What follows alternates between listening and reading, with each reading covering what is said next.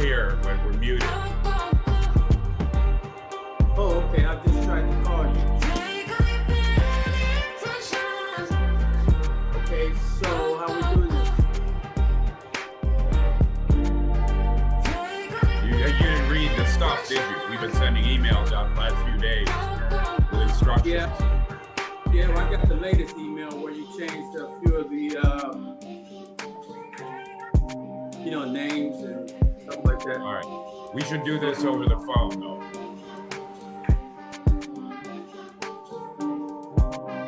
Okay, is Anthony on board?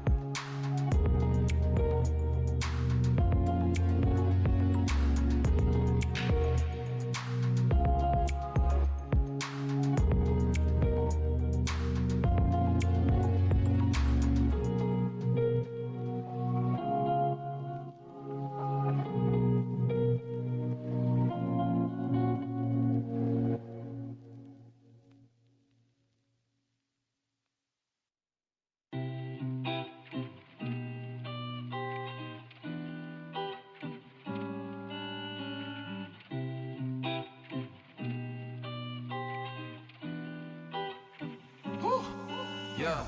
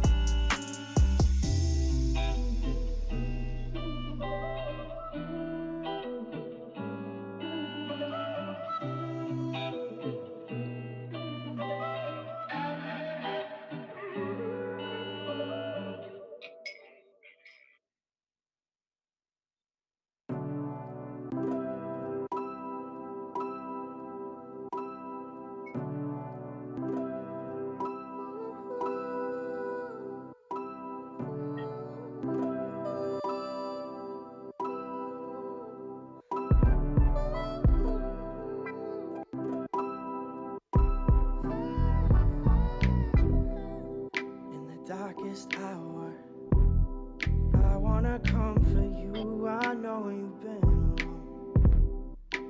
Oh, where do you go? In your head when in the real world is snow.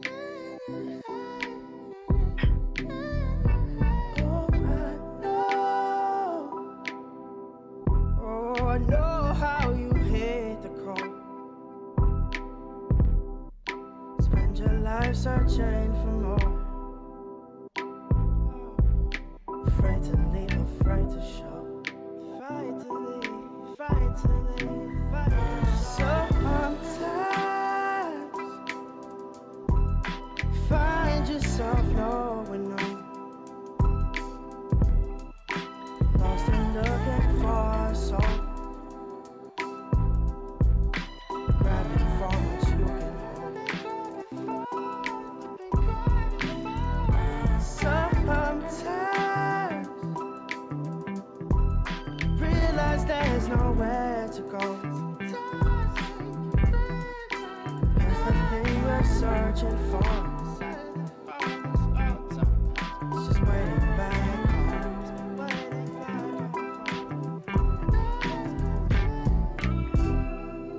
And you've done your walking, probably enough for two. Oh, often you've had it rough, but you also had your cup filled up. And we both know, every time you come around, every time you return, you see it in your tired eyes, that you still have more to go.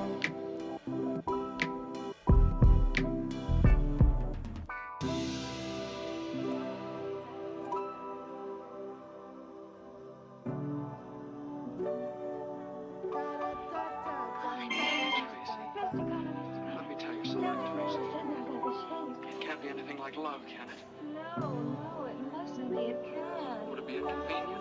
Terribly. Anyway, I know it isn't. Oh, my, we're out of our minds. Right into our hearts. That music. It does, doesn't it? Tracy, you're so... As if my insteps were melting away. What is it? Have I got feet of clay or something? It's not part of the pool. It's just over the lawn and in the birch grove. It'll be lovely now. Tracy, you're tremendous. Put me in your pocket. Sometimes find yourself knowing no. Lost and looking for your soul. Grabbing for what you can hold. Sometimes realize there's nowhere to go. 'Cause the thing you're searching for has been waiting back home. I stay waiting for you.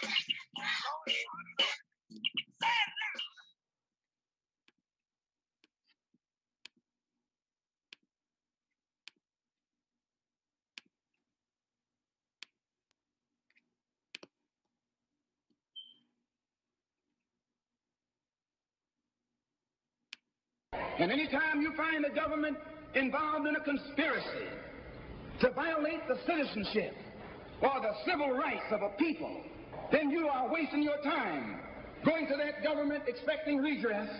Instead, you have to take that government to the world court and accuse it of genocide and all of the other crimes that it is guilty of today. So those of us whose political and economic and social philosophy is black nationalism have become involved in the civil rights struggle. We have injected ourselves into the civil rights struggle, and we intend to expand it from the level of civil rights to the level of human rights. As long as you fight it on the level of civil rights, you're under Uncle Sam's jurisdiction. You're going to his court expecting him to correct the problem. He created the problem. He's the criminal. You don't take your case to the criminal, you take your criminal to court. And let the world see that Uncle Sam is guilty of violating the human rights of 22 million Afro-Americans, and still has the audacity or the nerve to stand up and represent himself as the leader of the free world. Not only is he a crook, he's a hypocrite. Here he is standing up in front of other people, Uncle Sam, with the blood of your and my mothers and fathers on his hands, with the blood dripping down his jaws like a bloody-jawed wolf. and still got the nerve to point his finger at other countries. You can't even get civil rights legislation. And this man has got the nerve to stand up and talk about South Africa, or talk about Nazi Germany, or talk about Portugal. No more days like those. So I say in my conclusion, the only way we're going to solve it, we got to unite. Hello? In unity and harmony. And black nationalism is the key. How are we going to overcome the tendency to be at each other's throats that always exists in our neighborhood? And the reason this tendency exists, the strategy of the white man has always been divide and conquer. He keeps us divided in order to conquer us. He tells you, I'm for separation and you for integration, and keep us fighting with each other. No, I'm not for separation and you're not for integration. What you and I are for is freedom.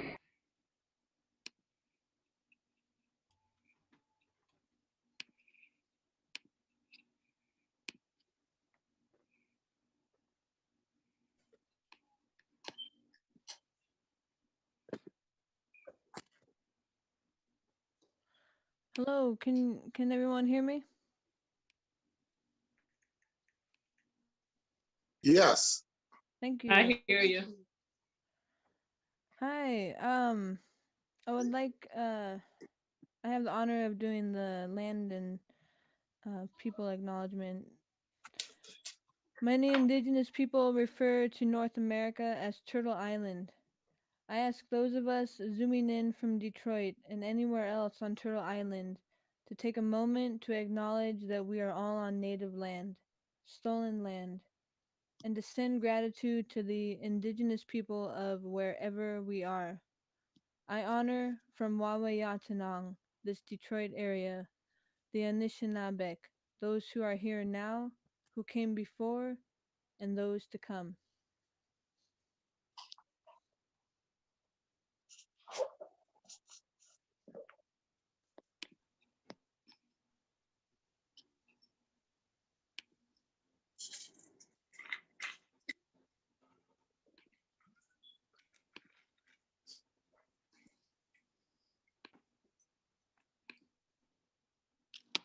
Are we doing the libation now?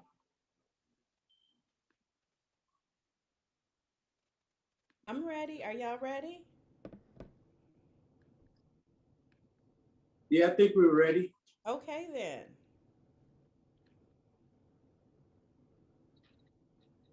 And who are you now? I am Wanda Olubala, and I have been asked to pour libations. And we thank you.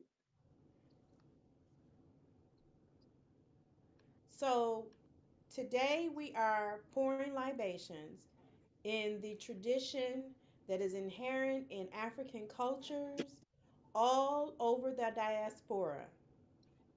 We pour libations in order to commemorate everyone who has come before us, to commemorate those who are among us who are still in the struggle, as well as to honor those who will come after. Today we are focused on commemorating the lives that have been lost due to state sanctioned violence and assault. So today we are going to pour libations for all of the Africans who were stolen. We pour libations for those Africans who did not make it through the Middle Passage.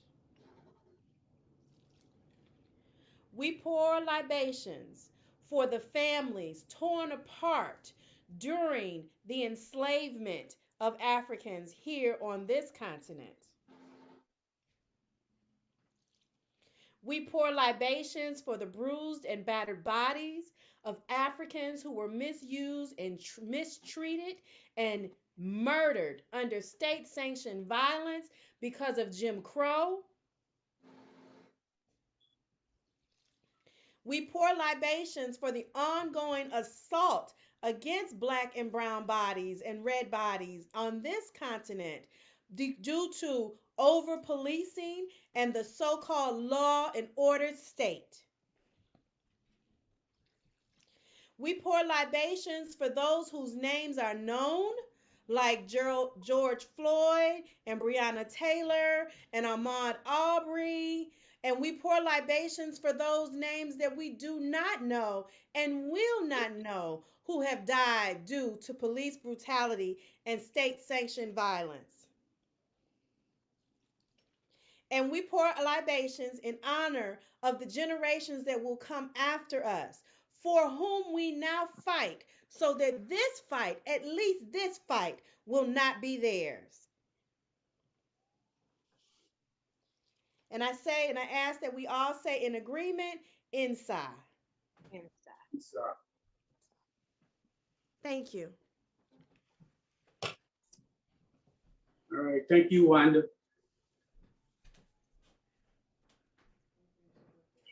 Okay. Can everybody hear me? Mm-hmm. Can. All right. Good. Welcome, everyone. I'm Derek Grigsby, and I'm going to tell you a little bit about, well, let me just say, uh, this event is sponsored by the Moratorium Now Coalition. It's our Black History program for this year, and it's titled Fighting Police Terror and Repression, as we all know we got to do. Uh, the libations were great because they point out uh, what the hell we've been going through for a long time and continue to go through now. I'm going to tell you a little bit about Moratorium Now, sponsor of this event. Moratorium Now Coalition formed in 2008 as a housing crisis hit Detroit and around the country. I think we actually started a little bit before that, but we didn't form the group because we did petition the governor at that time, Granholm, to look into the foreclosure crisis because we knew something was going on. So when the housing crisis hit Detroit and around the country, we exposed the criminal role of the big banks, which is important, which we must continue to do in the foreclosure crisis, and often took direct action, we did, to stop evictions and put people back in their homes. So that's a quick synopsis. I'm not going to get into all the things that we have done, but we've been around since 2008. Let me go back here. It's going to be my pleasure to introduce our moderator tonight. I haven't met the young man, but hear good things about him, Mr. Anthony Ali. And Anthony Michael Ali most recently ran for state representative of District 4 while completing his final semester at Kalamazoo College online. An activist and organizer with Detroit Will Breathe and Charlevoix Village Association, his aspirations include seeing Detroit become a bastion and birthplace of real democracy and continuing the global fight for human rights. We all aspire for that, Anthony. Damn right. Well, without further ado, Anthony Ali, you're up. Are you there? Good afternoon, good evening, everybody. Hope we're all feeling good. Yes, and without further ado, we'll go ahead and get back into it with hearing from, again, for you guys, Wanda Alubala, a spoken word poet, a writer, and school social worker.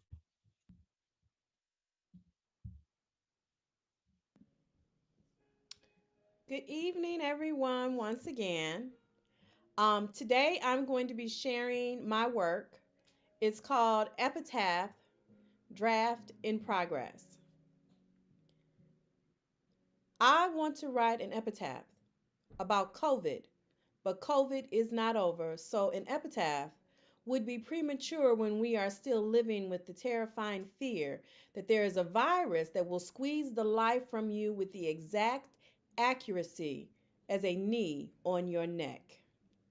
When you think about it, and not even with much commitment, COVID and policing in America are very much alike. Each seems to have settled in the marrow of colored communities, opting to thin out vibrancy, exchanging life for a dark and sinister reality no one ever seems to wake up from.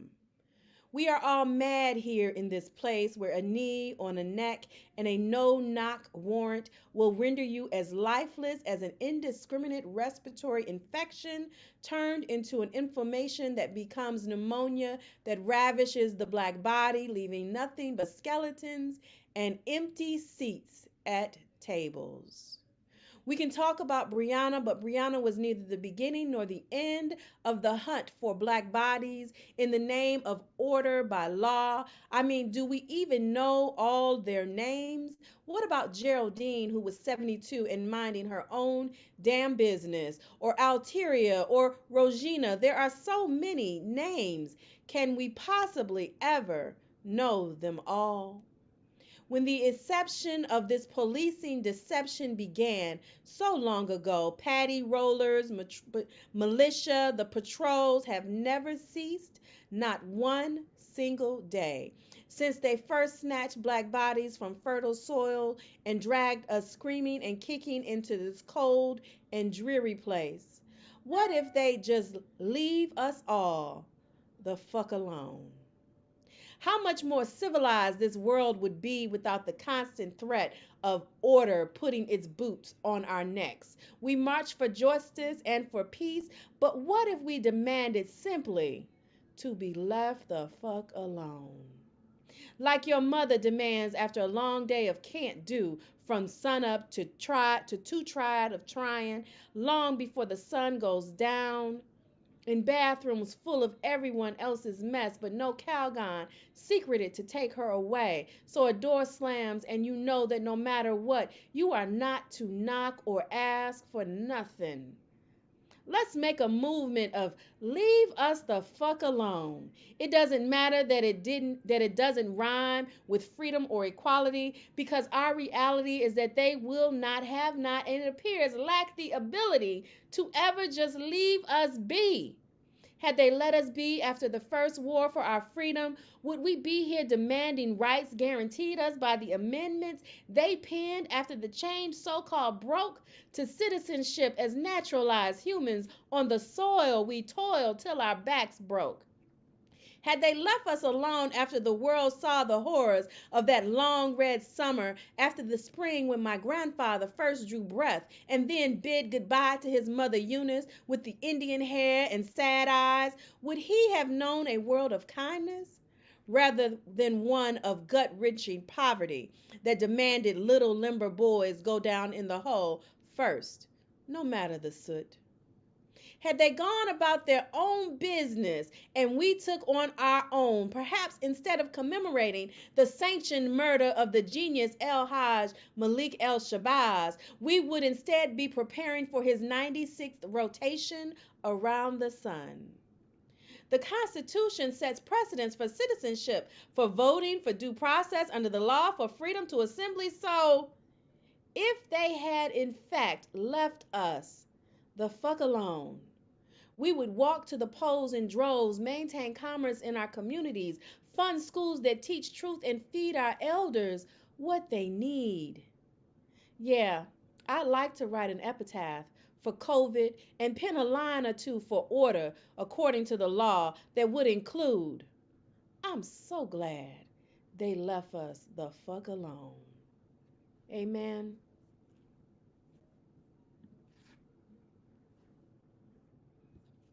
Powerful words, and thank you very much, Wanda. Thank you again. And just a quick reminder to everybody, a heads up, we will be taking questions at the end of the program. So if you'd like to prepare a few and get a chance to come in through the Zoom and share your questions, we will be taking questions at the end of the program. Just a heads up for everybody. So without further ado, we have up to the mic Sammy Lewis, a 24-year-old revolutionary, part of the LGBTQ community, a Black feminist, birth worker, environmentalist, excuse me, and an organizer with Detroit Will Breathe. Sammy believes there is no liberation without the liberation of Black women. Welcome Sammy Lewis to the stage. Thank you. Can you hear me? Yes. Okay, great. Thank you so much for having me and Moratorium Now for hosting this event. I will be speaking on behalf of Detroit Will Breathe about our struggles in Detroit and Shelby Township and the way that those struggles intersect through state violence and political repression. Detroit Will Breathe was formed only days after the mass uprising following the murders of George Floyd, Breonna Taylor, and Ahmaud Arbery. Despite hyper-militarization tools and tactics used on protesters in an attempt to stop the movement, activists kept mobilizing against police brutality as Detroit police continuously proved the need to be in the streets. Instead of trying to meet the demands of the organization created with the community, DPD continued to use excessive force and brutality against protesters.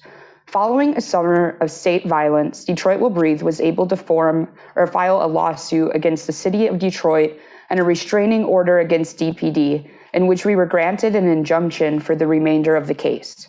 With the injunction, the police are no longer allowed to use chokeholds, rubber bullets, tear gas, pepper spray, batons, shields, force, or vehicles as weapons against protesters, and protesters cannot be arrested without probable cause. Detroit Police Chief James Craig responded to the ruling and stated that it wouldn't stop how the department handles demonstrations. Despite that comment, and while the lawsuit and restraining order has potentially provided some cushion room in protecting protesters against physical violence, DPD and the city still has utilized intimidation tactics and political revenge against us. In response to our lawsuit, the city had filed a counterclaim for civil conspiracy demanding that any damages should be paid by demonstrators. City officials have disclosed that the claim was only filed in order to get us to drop our lawsuit. Detroit Mayor Duggan stated that the claim is an attempt to suppress our speech. We are fighting to have this baseless claim dismissed, but we continue to face legal obstacles. On Tuesday, January 26, Detroit City Council voted 5-4 to approve additional funding for the counterclaim. In one of the poorest cities in the nation, $200,000 of taxpayer money was sent to the Clark Hill law firm, despite many activists and Detroit residents calling into public comment to request that City Council vote down the contract. The additional funds were requested by the Duggan administration and the city's top lawyer, Lawrence Garcia. The same day that City Council approved of this contract, 238 out of 245 cases against BLM protesters were dismissed due to lack of evidence. This council vote is motivated by political retaliation and is being implored to intimidate and suppress protesters. Aside from vengeance, council members were also bribed by Clark Hill. Roy McAllister, a former police officer, was the only council member that voted in favor of the contract that did not receive a gift from the law firm. A few council members had made comments that they voted in favor of the contract as it was their duty to protect the city of Detroit. McAllister sent messages to residents in his district with a statement that he believed that the Clark Hill contract will help illuminate that protesters were outside agitators who were inciting violence and vandalism, but this argument doesn't hold truth, and McAllister is just really trying to find a way to justify the police brutality that we've endured. It is clear that the Detroit City Council is failing to do their job in representing the interests of the people they serve, as they are more inclined to filling their own pockets. Not only is this a direct attack on BLM protesters, but this is completely disrespectful to all Detroiters who are living in poverty-stricken conditions. Detroit residents are constantly told that there isn't enough money for the resources we need. Housing, healthcare, water, education, transportation, and recreation are services going without proper funding. Housing is actually a major crisis in Detroit. In fact, 100,000 Detroit homeowners had lost their property within the last decade due to illegal property tax inflation. That is 1 in 3 Detroit families that had lost their homes since 2008. $600 million has been stolen from Detroit homeowners due to this. And still, City Council and Mayor Duggan continue to throw away taxpayer money. City Council's priorities do not include protecting this 85% Black city, but rather displacing Black and brown people through the means of state violence. Another example of this state violence when it comes to housing is eviction. This past Saturday, we had our first march in months. We joined Detroit Eviction Defense as we gave our full support to Black women that have been illegally evicted. The last time we went out in defense of Miss Burney, we had organized a car caravan and a rally, which we delivered a letter to the 10th precinct. We were told that they would look into things, and of course, they didn't. Miss Burney was removed from her home by DPD and her abusive landlord that had been sexually harassing her. After dismissing his claims, he reacted by telling the police she was a squatter, and instead of giving Miss Burney the time to acknowledge the proof she had that she had lived there, the police refused to listen and instead helped remove her and her things from the home. She left barefooted just days before Christmas and had her belongings completely destroyed by her landlord, including Christmas presents for her children. Since the original car caravan for Miss Burney, other Black women had come forward to share similar and nearly identical stories, such of that as Miss White. This issue is important for us to focus on and ties directly with our demand to reallocate funds back into the community. $200,000 of the city budget could have gone into housing, but instead it went into funding a racist counterclaim.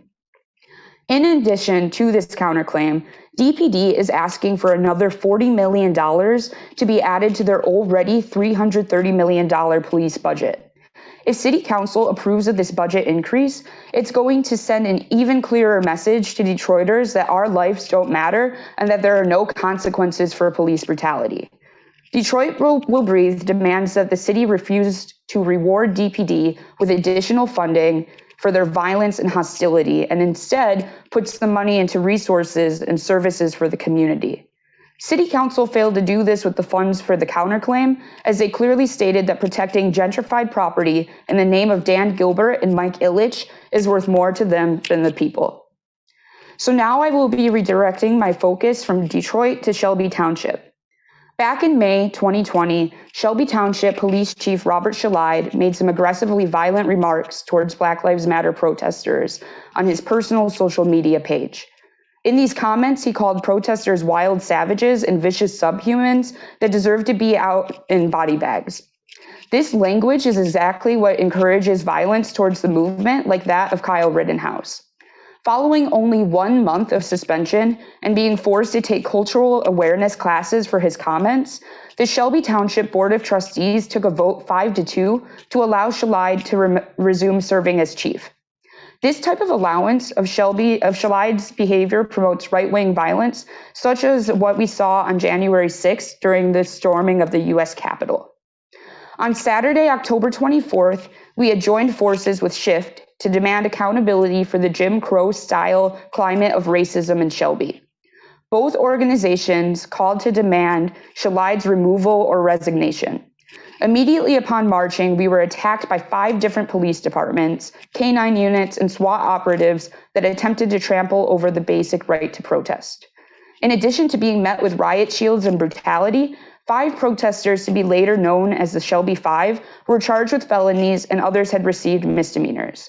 The Shelby Five had spent days in jail for challenging Shalide's leadership in a non-violent march, and we were attacked once more outside the Shelby Township Jail as we ran bail support. Throughout the march, we were stalked and harassed by armed civilian militias and attack dogs that were ready to be unleashed, and yet they were not met with the brutality that we were. Right-wing extremists have an ally in the Shelby Township Police Department, and this allyship sends a message that Black and brown people are not welcome or safe in their town.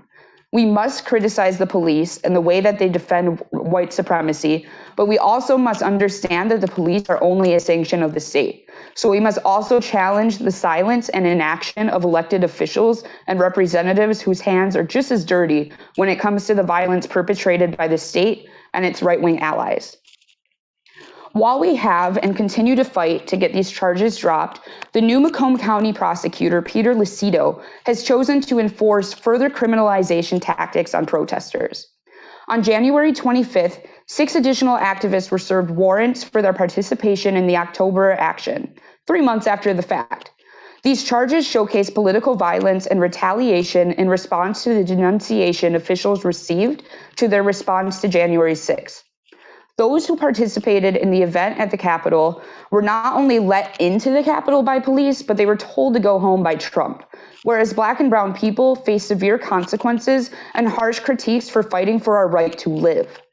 These new charges and the city's refusal to address racism are an attempt to silence the movement, but furthermore, showcases the history of Shelby Township as a sundown town that will do anything it takes to uphold white supremacy, including police brutality and political revenge.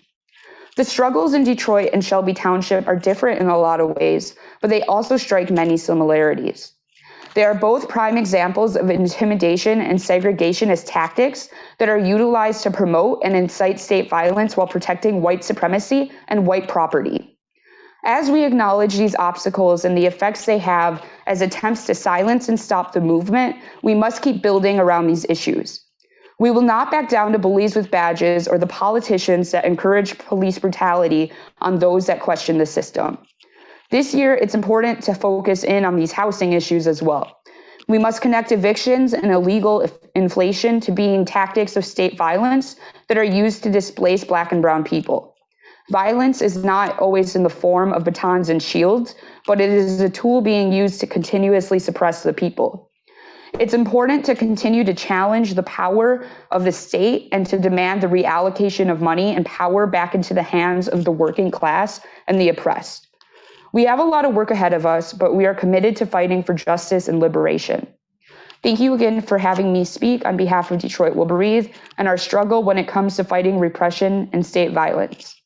All power to women, all power to queer folks, all power to Black and brown people, all power to the working class, all power to the oppressed, all power to the people. Thank you. Thank you, Sammy. Thank you once again. And coming up next, everybody, we have Kenya Fentress, who's working on racial profiling across 8 Mile with Moratorium Now, the Moratorium Now Coalition. And she's also a community relations specialist. Kenya Fentress.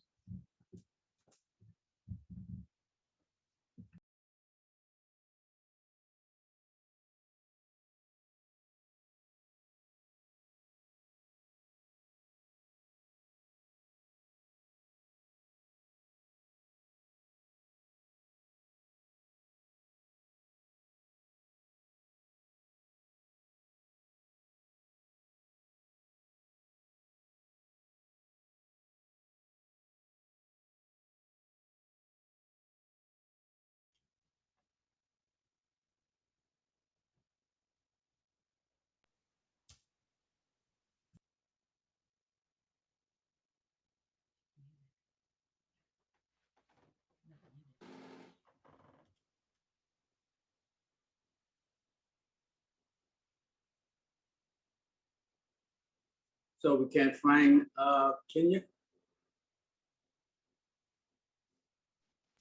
Oh, I'm reading. I'm so sorry. Hello. Yeah, there you go. Can y'all hear me now?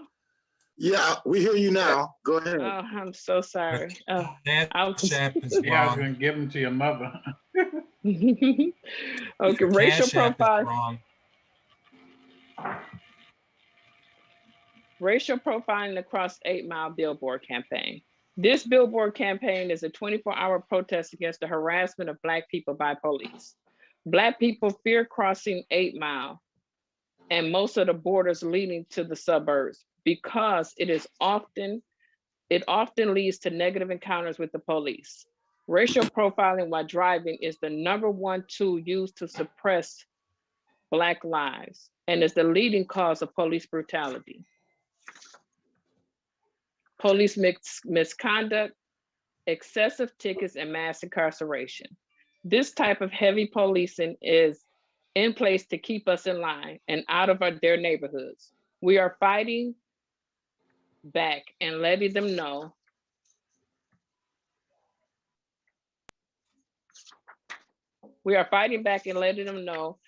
we are no longer allowing this to happen. These billboards are one of the many tools used in our fight for equality.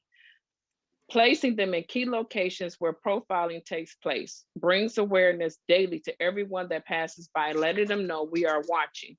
We see it, we live it, and we will no longer be silent. We are fighting back. We will continue to call out police. We will continue to call out leaderships in these cities. We will continue to march down their streets. We will continue to come in their neighborhoods. We will continue to scream Black Lives Matter. We will continue to put it in their faces. If they will not make the changes that is needed, we will hold them accountable by all means necessary to win this war. We want justice and we want it now. This billboard is a great revolutionary action to uplift the voices of Black and brown people. And if you would like to play a part or know anyone that would like to donate, please contact us. The link is in below on your screen. Thank you. And thank you, Kenya. Next up. The Cash App has to have a 1 at the end of it. Oh. It's not correct. Make sure you don't forget that 1. Thank you, Mike. Please don't forget the 1. It'll say David Saul's name if you have it right. Thank you, Kenya. Thank you again, Kenya. And oh, shit.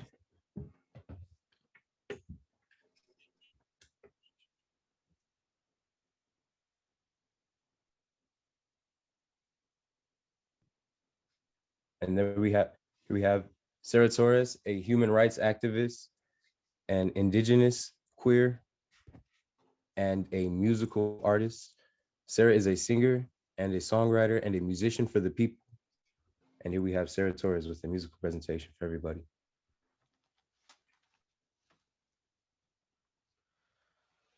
All right. Excited and happy to be here. I have the privilege of singing this song. It was a collaborative effort with Kenya Fentress, who spoke previously. And yeah, Kenya wrote the words and I came up with the music, and this song is called Courage.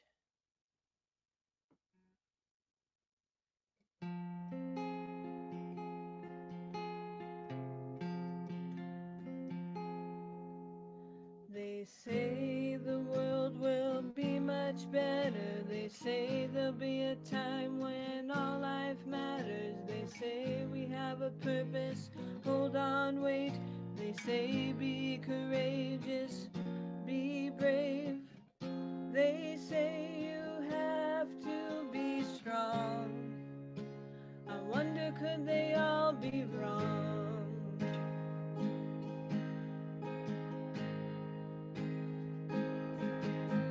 Some days I don't see the better. Someday will Black Lives Matter. Some days I don't want to change. Some days I share the pain.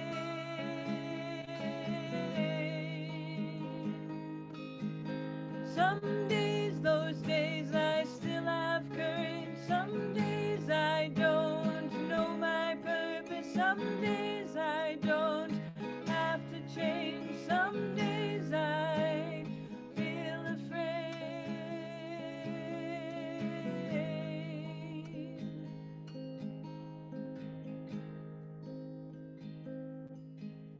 They say hold your head up high. They say if you believe you can do anything you try. They say don't let them see you cry. They say spread your wings to fly. Those days I don't want to be strong, don't want to be alone. Am I wrong?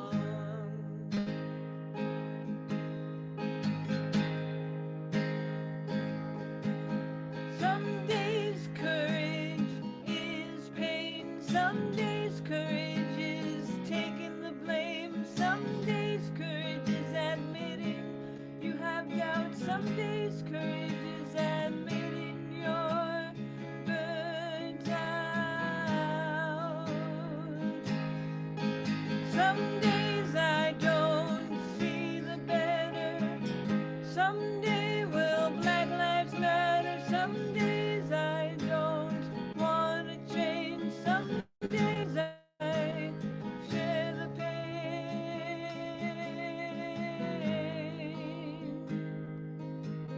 Some days, those days, I still have courage. Some days I don't know my purpose. Some days I don't have to change. Some days I feel afraid.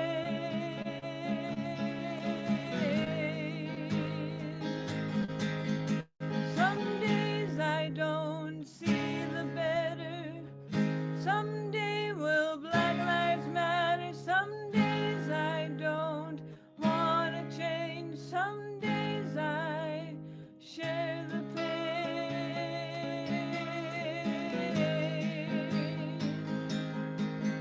Some days, those days, I still have courage. Some days I don't know my purpose. Some days I don't have to change. Some days I don't have to change. Some days I don't have to change.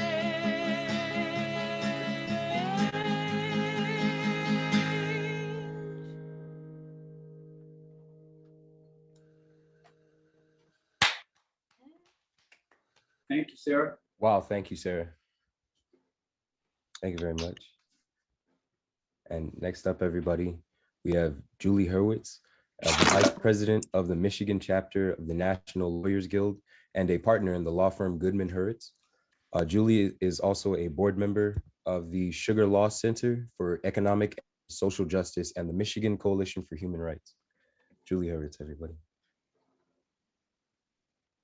Thank you, Anthony, and thank you all for inviting me to speak to you here tonight. And this program so far has been truly phenomenal. And to start out, I want to particularly thank Sammy for doing such a amazing job at very cogently and concisely explaining where things are at in terms of both the criminal cases that have been brought against the protesters, as well as the civil lawsuit that I'm part of the legal team representing Detroit Will Breathe and the individual plaintiffs. And I want to thank you, Sammy. It's quite telling that here in February 2021, we are forced to continue to acknowledge and commemorate the legacy of racism and police terror in this country. As we all know in this room, this virtual room, police violence and racism has a legacy that goes back to the days of slavery and has traveled throughout the history of this country into the 60s with the rise of the Black liberation movement in this country and all the way up to today, with the assassinations and state-sanctioned killings of Medgar Evers in 1963, Cheney, Goodman, and Schwerner in 1964, Viola Liuzzo, 1965, Malcolm X on this day in 1965, Martin Luther King in 1968, Fred Hampton, 1969, Michael Brown in Ferguson in 2014 that spawned this historic resurgence of the Black Lives Matter movement.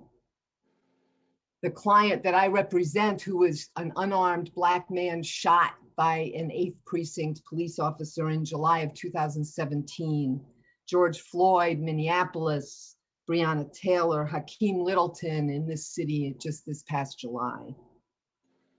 What is shocking about all of this is how damn long it has taken for there to be public acknowledgement that what has been happening throughout the history of the use of police terror in this country has been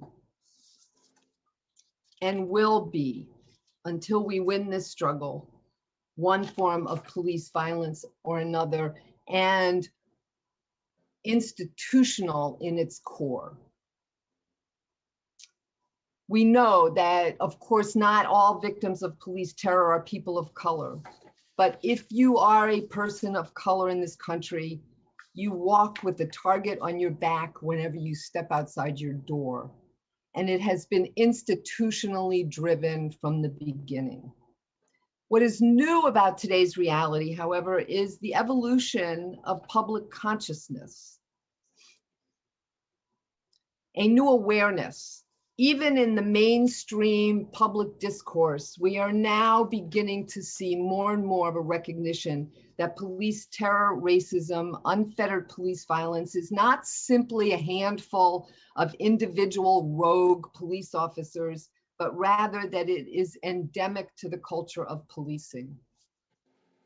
Unfortunately, however, the courts, in recognizing this, have now been monopolized by a judicial philosophy that is moving ever more in the opposite direction in terms of recognizing that our Constitution, the First Amendment, the Fourth Amendment, the right to be free from unreasonable searches and seizures and violence, and the 14th Amendment, the right to due process, should broadly allow the victims of institutional police violence, racism, and constitutional violations to hold the institutions themselves accountable to vindicate the violation of those rights. But our courts are not so quick to acknowledge the role that the institutions play. Instead, they force victims of police violence to focus in order to hold an officer or a department responsible for the violation of rights out in the streets. They must focus only on the act of the individual officer. And this is a dilemma that we continue to be faced with as civil rights lawyers in this country. Yet, as we've heard from those before me who spoke today, we are plagued by an institutional law enforcement culture of violence and racism that is not only tolerated, but condoned, approved, and rewarded all the way up the entire chain of command. And it's pervaded by a number of factors. There is an us versus them mentality that is, it's just pervasive within police departments. There are blatantly racist assumptions and treatment of people by officers out in the streets. There is an institutionally militaristic approach to policing. There is an entrenched lack of transparency, a blue wall of silence that seems impenetrable, and various forms of immunity that the law recognizes that allows cops to go in the streets and act in the way they act with impunity. There is just the plain old de facto immunity where a cop will go and beat the jeepers out of someone in the street, a cop will shoot someone in the street, a cop will falsely arrest, a cop will blatantly violate people's rights in the most unprofessional and demeaning way, and yet they are never disciplined, they are never prosecuted, and of course they are rarely, if ever, when they are prosecuted, convicted. In the civil arena, they enjoy a form of qualified immunity that basically relieves them from many situations in which there's any semblance of civil accountability under our Constitution. And they are permitted to continue to act with impunity. So just to give you a few examples from the work that I do and that my law partner, Bill Goodman, who I believe is in the audience, has done for decades, this us versus them mentality and racist assumptions. I can demonstrate this to you through the testimony of a police officer who recently retired from the Detroit Police Department. He's a Black police officer who testified just this past October of 2020 that as a Black officer, having grown up in this community, with people who look like me, they behave like me, they look like my relatives. And yet, because he surrounded himself, and I quote, "I surrounded myself early in my career with only police officers, as many police officers do. And even though I come from the same demographic as the people who live in the city of Detroit, I got to a point where I became scared of Black people. If it could do that to me as a Black person, and I'm from the culture, I can't explain what it would do to someone who is not from the culture. I just know I had a fear of people that looked like me.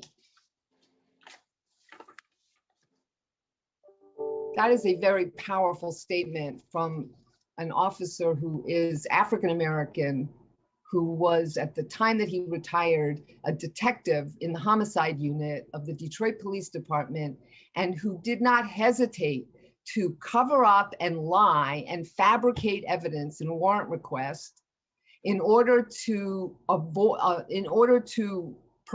perpetrate a lie about how an unarmed man got shot by 2 police officers and was facing 13 counts of felony assault.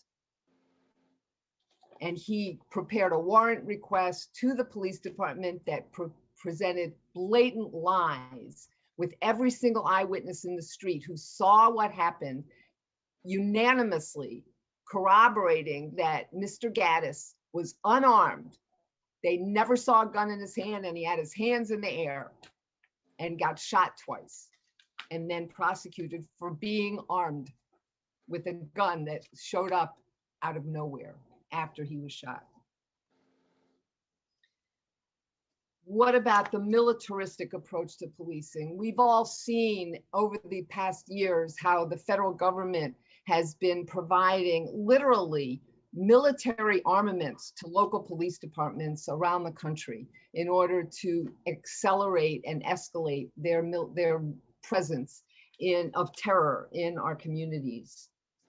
And of course, we need only look at what has occurred that Sammy so eloquently described, the police response to the recent unprecedented unified uprising against police violence and racism here in the city of Detroit, with the birth of Detroit Will Breathe.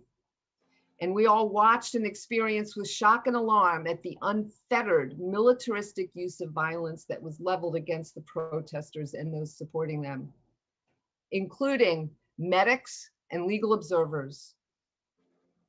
The very kind of police brutality that these protesters are marching against was met with the most egregious level of brutality. And it has been completely condoned up the chain of command to the chief himself and the mayor, as we know, proving by their own actions the need for a fundamental transformation of law enforcement in this country. On lack of transparency and the blue wall of silence and immunity and impunity, I can tell you, as a civil rights attorney who has lived and worked in the city of Detroit since 1983, most of that time representing victims of police misconduct, we need only look at how the Detroit Police Department as an institution tolerates, condones, and at best turns a blind eye to routine acts of brutality, violence, and abuse of power by the police. This department has unfortunately adopted practices that have not only disregarded repeated acts of violence and racism by its police officer, but has affirmatively condoned the use of excessive force, even when the evidence has established that the victims had done nothing wrong. I've had an opportunity to review literally hundreds and hundreds of internal affairs investigation files for the 5 officers who were involved in the shooting of Mark Gaddis in July of 2017. And the officer who was in charge at the scene that night, a man by the name of Stephen Q, has got a history as long as my arm, going back to 2010, where he has been found to have committed perjury. He has been found to have used racist epithets in the street against dozens of just residents doing nothing but minding their own business in their own property or on their own lawns. We have examples of scores of police officers who have witnessed other officers terrorizing and violating the rights of others, seeing nothing, hearing nothing, remembering nothing. The blue code of silence is alive and well in the Detroit Police Department. Examples of scores of police officers who have witnessed other officers. Echo, sorry. Derek, never mind. Okay. This officer, Stephen Q., who shot Mark Gaddis in July of 2017, the officer who has over 85 citizen complaints against him. He has shot 5 people. He has shot God knows how many dogs, because they don't keep track of how many dogs get shot by police officers. And he has been caught lying at least 5 times, once in a court of law. Not only has he never been disciplined, but in 2019, he was promoted to sergeant. So here we have a history and a culture that is so entrenched that the movement that we currently are witnessing in this country, not only in Detroit, but around the country, is the most important movement that I think has come into being since the civil rights movement of the 60s.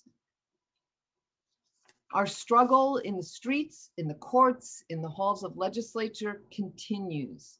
We are in a dialectical moment in history. We have a movement that is growing in the most exciting and unified way. And we have a consciousness, a public consciousness that is expanding and beginning to acknowledge these inherent contradictions. And at the same time, we are in the throes of the most extreme right-wing forms of violence, racism, and terror that we've witnessed in my lifetime anyway, and an extreme shift to the right, thanks to Donald Trump, in our courts and our judiciary. However, at the same time, we're also seeing the most progressive people being elected to legislature, to Congress, to local city council seats, and so forth. It is imperative that we all remain strong, that we remain united, that we keep the pressure on, and that we just keep it up in the courts and in the streets. And I will end my comments now and take questions from those who have them at the end of the program. Thank you.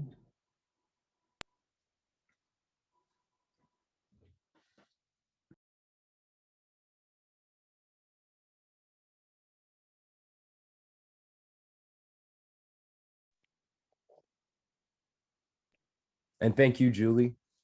And yes, a reminder again, everybody, we will be taking questions at the end. So please have a few prepared. Anything on your mind you'd like to talk about. Next up, we have another musical presentation from Sarah Torres.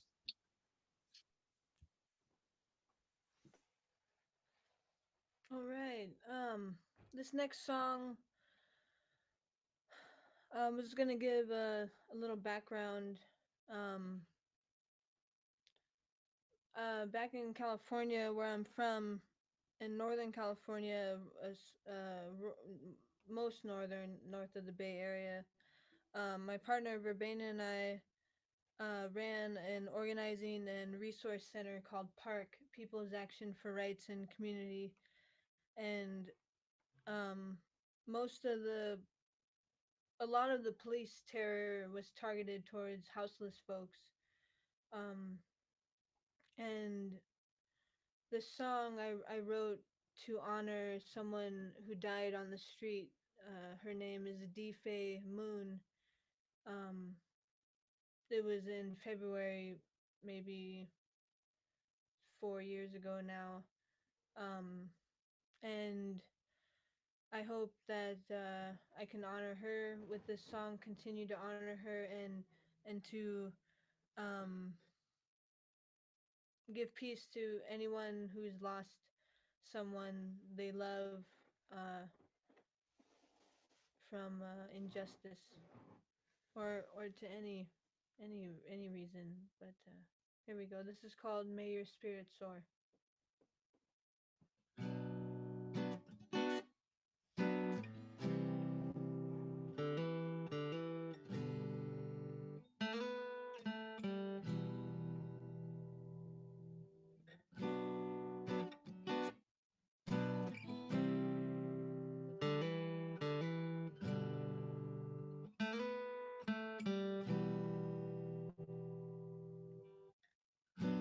You were found behind the library. No one seemed to care. After many refused the plea, someone called for help to come there. We will miss you. May your spirit soar, may it fly to the sky. May your family and friends have peace and none keep asking why.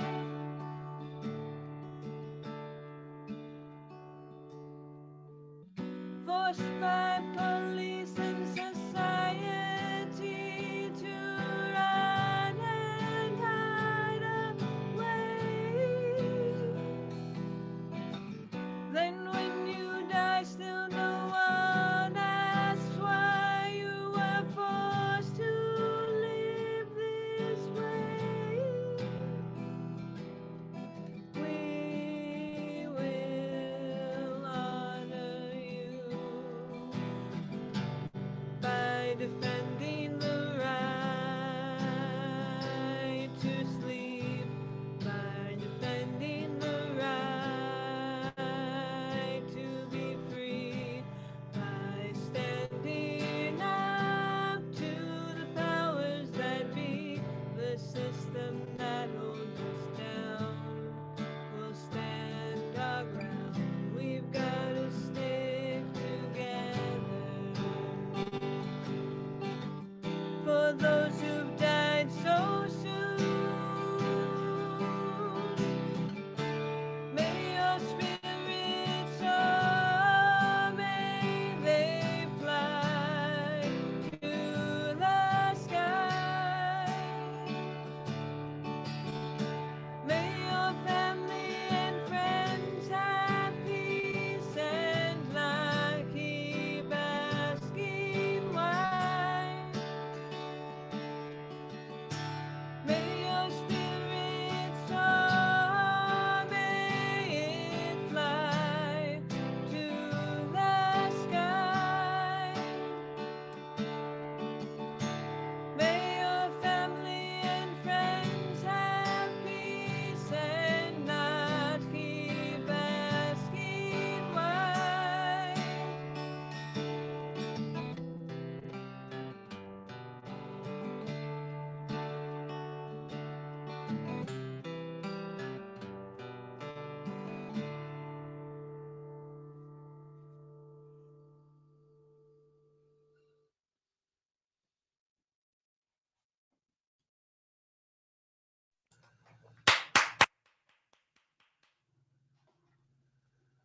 Thank you, Beautiful. Sarah.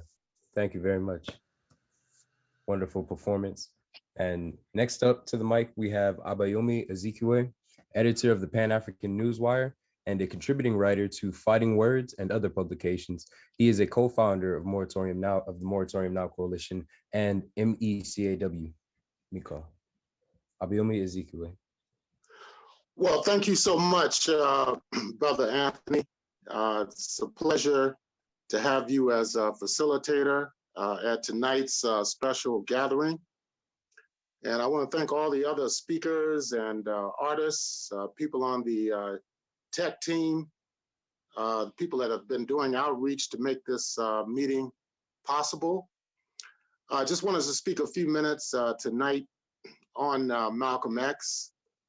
Malcolm X, his relationship to the state of Michigan, to the city of Detroit, and also to look at initially the historical context out of which Malcolm X arose. Now, yesterday was February the 21st. It marked the 56th anniversary of the assassination of Malcolm X. He was later known as El Hajj Malik Shabazz. Now, with this annual commemoration coinciding with African American History Month, it provides opportunities to continue the study of the significance of Malcolm X, his life, and the times in which he lived. Malcolm X was born Malcolm Little on May 19th of 1925. He was born during a period of awakening and renewal among the African American people. This was during the Harlem Renaissance. In 1925, it was well underway. Also, the Universal Negro Improvement Association, the African Communities League, the so-called Garvey movement, was struggling at the time in 1925 against the United States government over the fate of its founder, the Honorable Marcus Garvey, who was born in Jamaica and who had traveled to England to study printing under Deuce Muhammad Ali, who also has in later years had connections with Detroit. And he came to the United States in 1916. He formed the UNIA in 1914. And he came to the United States in an effort to study the situation here. He wanted to go to Tuskegee Institute, which is a historically Black college, to learn the whole educational methodology that was being utilized there, so he could institute it in his Caribbean island nation of Jamaica. He wound up staying here several years. His organization grew by leaps and bounds after he arrived in 1916. By 1920, the early 1920s, Garvey was, of course, mobilizing and organizing millions of people here in the United States and also throughout the Caribbean, Latin America, as well as on the African continent. Now, to show you the history of the political repression and state repression against African people in this country, Garvey was indicted and convicted on federal mail fraud charges with no evidence whatsoever. He was sent to federal prison in 1925. He spent 2 years there. Then he was deported from New Orleans back to Jamaica in 1927. He had been born in Jamaica in 1887.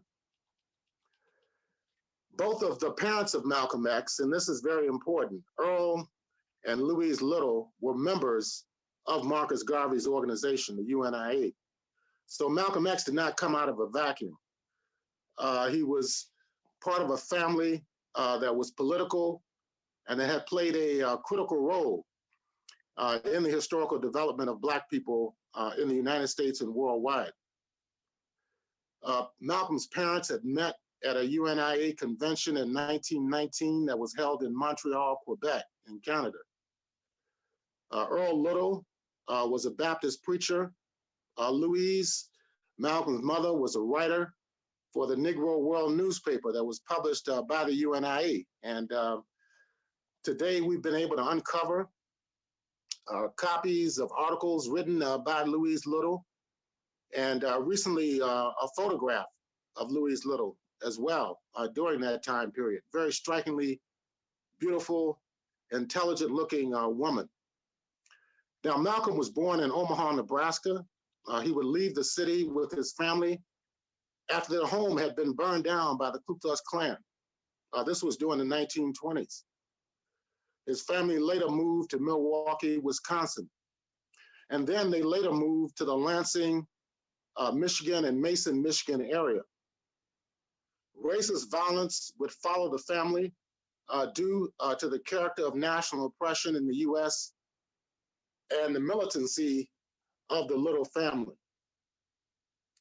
In 1931, during the Great Depression, Malcolm X's father, Earl Little, was killed by a racist vigilante organization in Michigan.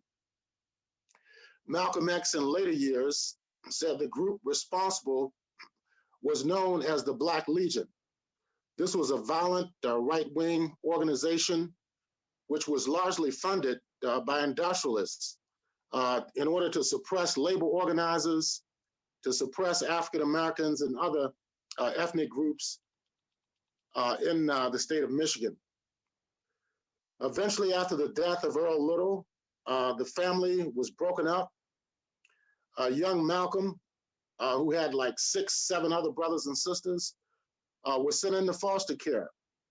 His mother was later committed to a mental institution because she cracked under the pressure that the racists had brought down on them up around Lansing and Mason, Michigan, during the early 1930s. Despite all this, Malcolm had excelled in school, but he was discouraged from studying further by the racist school system prevalent in the Lansing area at that time. Later, Malcolm went to live with an older sister, Ella Collins, who stayed in Boston. This was in 1941. By that time, he had already left school after completing the 8th grade. While he was in Boston, he worked menial jobs. Later, he became involved in petty criminality and eventually was sentenced to prison for robbery, for burglary in 1946 in the state of Massachusetts. Now, Malcolm spent 6 years in prison in the state of Massachusetts. However, by 1952, Malcolm had joined the Nation of Islam. He joined prior to him being paroled from prison in Massachusetts. He had other family members who had already joined the organization. Some of them had settled back here in the state of Michigan. So he returned to the Detroit metropolitan area around 1952. He was then appointed as assistant minister of the Detroit temple, known as the temple at that time, later known as the Mosque number 1. And he began to work various jobs in the retail sector and also in automobile factories in the Detroit area. But Malcolm was a voracious reader. He was very perceptive, articulate, and analytical. And after joining the Nation of Islam, which in fact was founded here in the city of Detroit in 1930 by a man named W.D. Fard, he rapidly accelerated within the Nation of Islam. He was assigned to head the organization in several cities. Eventually, by 1954, he was appointed to be the minister of the Nation of Islam operations in Harlem, New York. The Honorable Elijah Muhammad, who at that time was the leader of the Nation of Islam, eventually designated Malcolm X as the national representative of the organization. During the late 1950s and early 1960s, Malcolm X appeared regularly on radio and television programs. He was often interviewed in the print media as he spoke on behalf of the Nation of Islam, as well as speaking on other issues. By 1959, the Nation of Islam had gained national exposure through a number of television reports and newspaper articles. The organization was often portrayed negatively in the corporate press as a hate group at odds with the views of, quote, mainstream, unquote, African Americans. Yet the Nation of Islam continued to gain grassroots support, while the Federal Bureau of Investigation, the FBI, and the local police agencies monitored their activities through infiltration. They used wiretaps as well as negative publicity. That just gives you some background information about Malcolm X, his family, and the historical context under which he grew out of. Of course, people can read more on their own about these developments. Now I just want to mention 3 speeches that were delivered by Malcolm X here in the city of Detroit towards the end of his life, between November of 1963 and February of 1965 when he was assassinated. A lot of people have probably heard about these speeches, listened to these speeches or read these speeches. Those who have not, I want to encourage you to definitely read them. They're all available. The audio portions are available online, and they're also published in books. The first speech is entitled Message to the Grassroots. It was delivered on November 10th of 1963, right here in the city of Detroit at the King Solomon Baptist Church. Just weeks prior to his suspension and later departure from the Nation of Islam, Malcolm X visited Detroit to participate in what was called a Northern Negro Grassroots Organizing Conference. It was held at King Solomon Baptist Church, which is located on the west side of Detroit.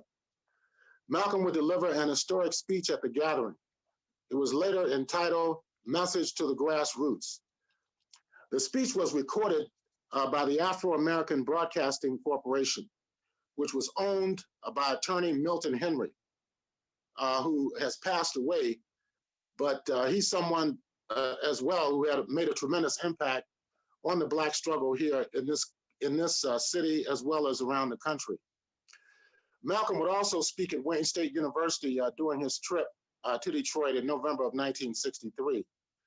And I have seen a photograph of him when he was speaking at Wayne State in State Hall. And also I've read a transcript of the address. Interestingly enough, in the FBI files on Malcolm X, they have a full transcript of his speech at Wayne State. Now, the purpose of the November conference was to extend the African-American struggle beyond the acquisition of civil rights,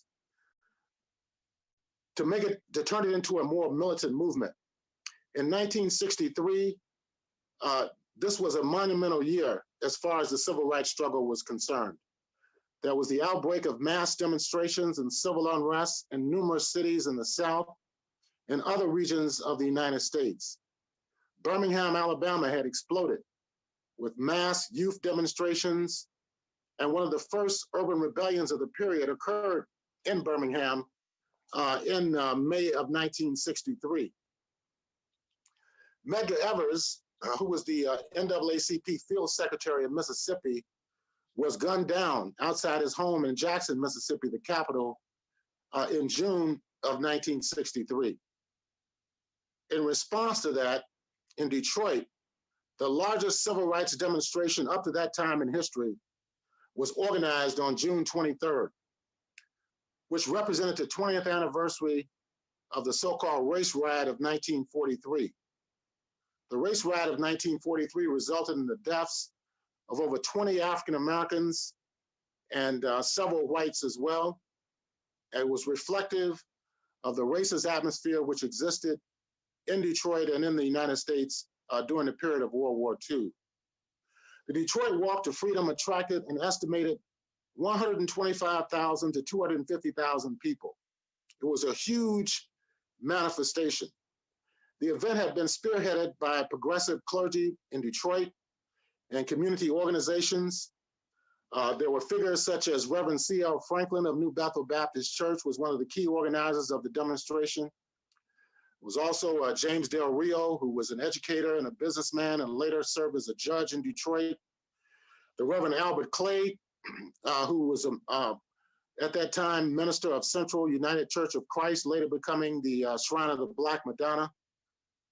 So these were some of the top organizers in the city of Detroit that had organized the Walk to Freedom in 1963.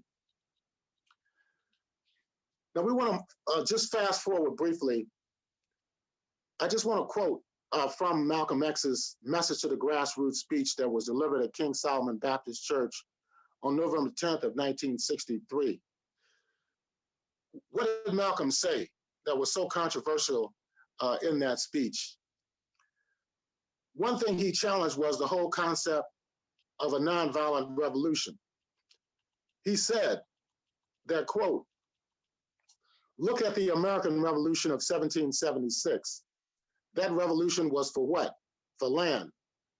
Why did they want land? Independence. How was it carried out? Bloodshed. Number one, it was based on land, the basis of independence. and the only way they could get it was bloodshed. He goes on to say the French Revolution, what was it based on? The landless against the landlord. What was it for? Land. How did they get it? Bloodshed.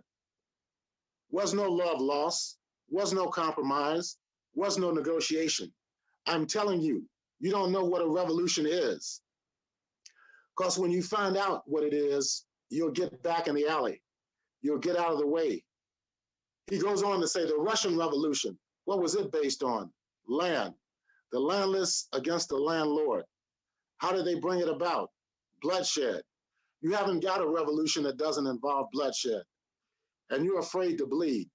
I say you're afraid to bleed. As long as the white man sent you to Korea, you bled. He sent you to Germany, you bled. He sent you to the South Pacific to fight the Japanese, you bled. You bleed for white people, but when it comes time to seeing your own churches being bombed and little black girls being murdered, you haven't got no blood. But you bleed when the white man says bleed. You bite when the white man says bite, and you bark when the white man says bark. I hate to say this about us, but it's true. How are you going to be nonviolent in Mississippi as violent as you were in Korea? How can you justify being nonviolent in Mississippi and Alabama when your churches are being bombed and when your little girls are being murdered? And at the same time, you're going to be violent with Hitler and Tojo and somebody else that you don't even know. Well, people can listen to this speech.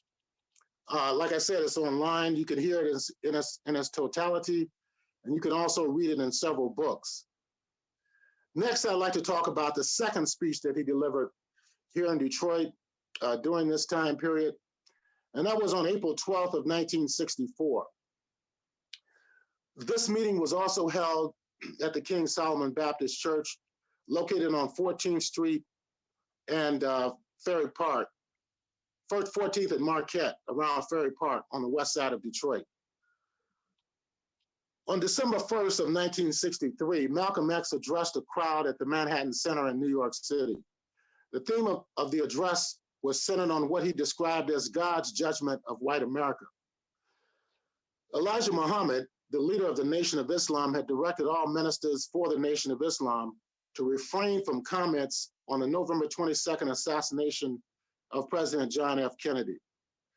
Malcolm X had been a staunch critic of the Kennedy administration for its failure to uphold the rights of the African American people and to apprehend and prosecute incidents of racist violence.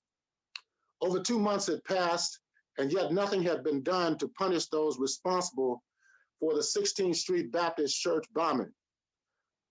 Hundreds of activists were still being beaten and jailed even in the aftermath of the upsurge in demonstrations in Birmingham and other cities in 1963.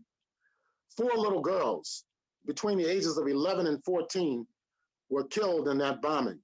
2 other African-American children were also killed on that same day outside the church by white racists.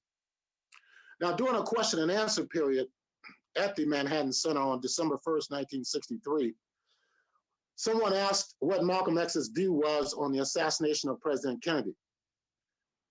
His response, and I'm paraphrasing, seemed to suggest that the assassination was a product of the atmosphere of violence carried out inside and outside by the United States government.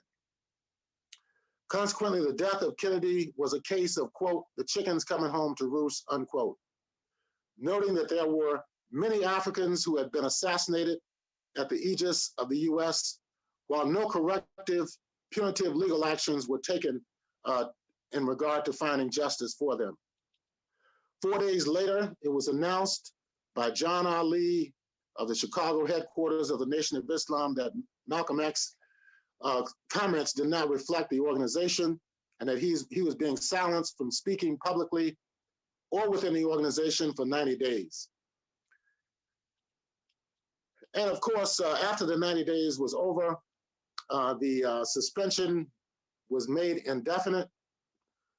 So on March the 8th of 1964, Malcolm X announced his independence from the Nation of Islam, that he was forming his own mosque, the Muslim Mosque Incorporated in Harlem, and that he would join the broad-based direct action and mass demonstrations carried out by the Southern Christian Leadership Conference, the Congress on Racial Equality, the Student Nonviolent Coordinating Committee, and other organizations. In other words, he was going to throw himself completely into the civil rights struggle in order to extend the civil rights struggle to a struggle for human rights and for national liberation.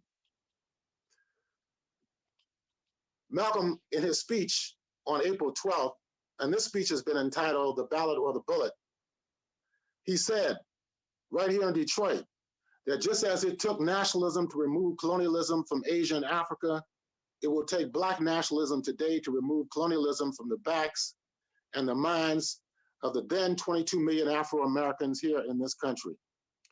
And 1964 looks like it might be the year of the ballot or the bullet. And of course, Malcolm X later traveled outside the United States to Africa and to the Middle East in 1964. He left just days after making his address to the people here in the city of Detroit on April the 12th. This wasn't the first time Malcolm X had traveled abroad. In 1959, he had accompanied Elijah Muhammad to several countries. He had traveled to Saudi Arabia, Turkey, Egypt, Ghana, and Sudan in 1959. Nonetheless, his first trip to Africa in 1964, he made two trips to Africa in 1964, but the first trip he made, he left in April of 1964. He returned about 6 weeks later in May of 1964. He made a Hajj to Mecca to authenticate himself as an Orthodox Muslim. He later visited Egypt, Nigeria, Ghana, and other countries in Africa.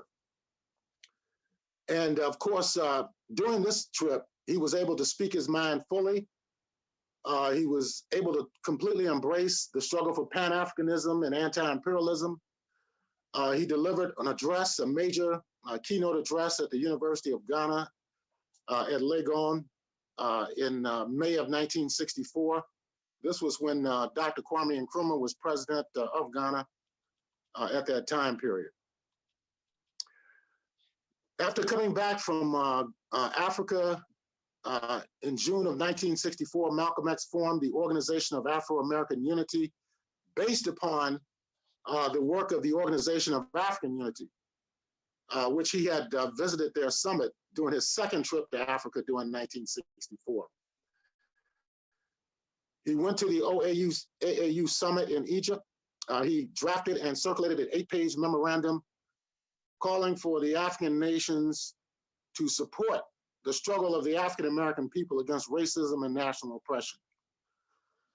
A resolution was passed at that summit, which took place in July of 1964, where the OAU condemned racism and race discrimination in the United States.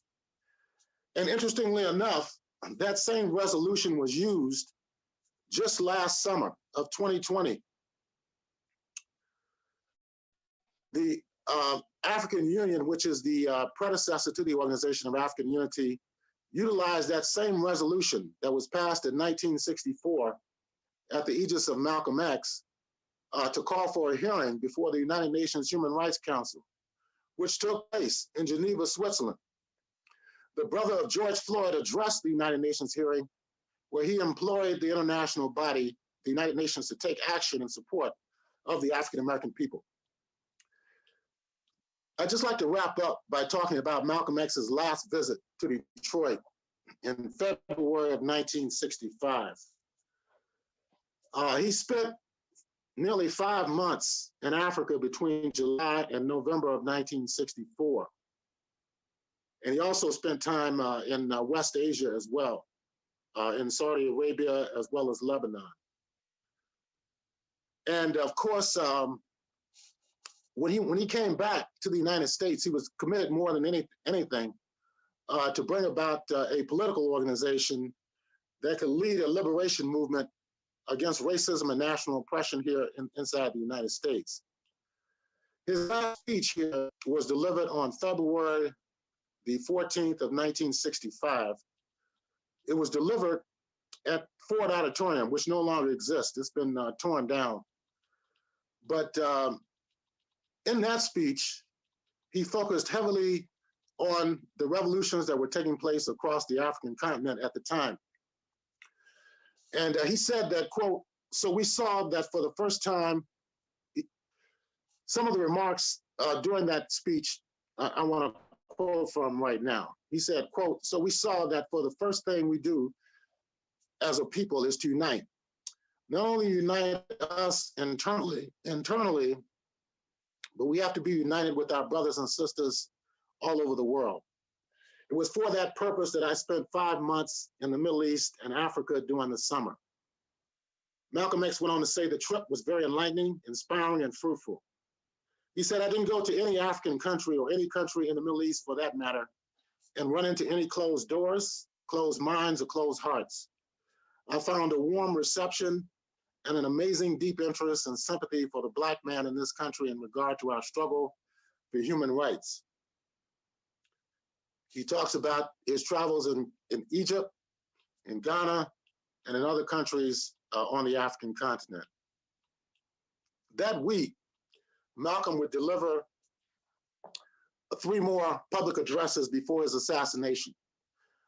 That Monday, he spoke in Detroit on February 14th, which was a Sunday, at Ford Auditorium. That following day, he called a special meeting at the Audubon Ballroom in New York City in the Washington Heights section of Manhattan to talk about the bombing of his house, which had occurred just the day before. In fact, it occurred right before he was scheduled to leave for Detroit.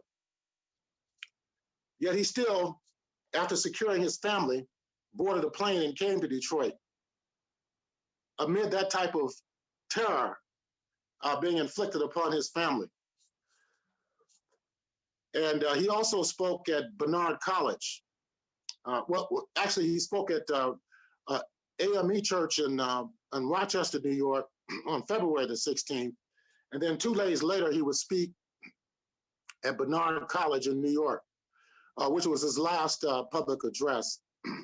At a public meeting of the Organization of Afro-American Unity on Sunday, February the 21st of 1965 at the Audubon Ballroom, after being introduced by one of his assistants, Benjamin, several men emerged from the audience and shot Malcolm X to death. His death has been commemorated every year since 1965 in the United States and indeed around the world. In closing, I would just like to say that the strength of Malcolm X's message remains with us today, some 56 years since his assassination. African Americans remain under national oppression, economic exploitation, and institutional racism. That's why people have been in the streets for the last 9 months, all across the United States and indeed across Europe and the world against racism. African Americans are still subjected to U.S. military service. They're forced to carry out the orders of the Pentagon, which only designed to uphold the political and economic will of imperialism. A resurgence of Black consciousness and anti-racism is a very healthy development here in the United States over the last 9 months. The national response to the police and the vigilante killings of African Americans has alerted the international community that racism remains alive and well in the United States, despite the claim of the US government through successive administrations that it is the chief defender of human rights and social justice internationally. Malcolm X was hated and feared by the ruling class in the United States and the entire imperialist system. Consequently, his assassination was carried out in a failed attempt to arrest the African American liberation movement. Just in recent days, interestingly enough, news related to the assassination of Malcolm X some 56 years ago and the involvement of the New York police and the FBI has been raised again. A man named Ray Wood, who was a former undercover New York City police officer, possibly from the Boss Division, which was the intelligence division of the New York City Police Department, claimed in a deathbed confession letter that he was sent by the New York City police to infiltrate the Organization of Afro-American Unity and to disrupt the organization. So they're still doing this today. They're still attempting to disrupt the Black liberation movement, the Black liberation struggle here in this country. We saw it last summer. We saw it in the fall. We're seeing it in Detroit, in Shelby Township, and in cities all across the United States. An article published recently in News One says that the latest revelation about the police and FBI involvement in Malcolm X's assassination, it says that the recent accusations echo theories raised in the 2020 Netflix documentary entitled Who Killed Malcolm X? The series followed Abdur Rahman Muhammad, an activist and self-trained investigator who dedicated his life work to solving the civil rights icon's murder. In the documentary, Muhammad interviews several important figures involved in the investigation. He explores different conspiracy theories, including possible federal and state law enforcement involvement. Muhammad also attempts to explore an accusation that Malcolm X's alleged killer was a New York community leader who worshiped at the local mosque. After the documentary aired, the Manhattan District Attorney's Office announced it will review the case with the possibility of reopening if leads prove sufficient. Well, we've been hearing this for decades and decades. Of course, this is not the first time that confessions have been offered in regard to the culpability and involvement in the assassination of Malcolm X. These claims should be thoroughly investigated independently, in my opinion, meaning outside the police and the FBI.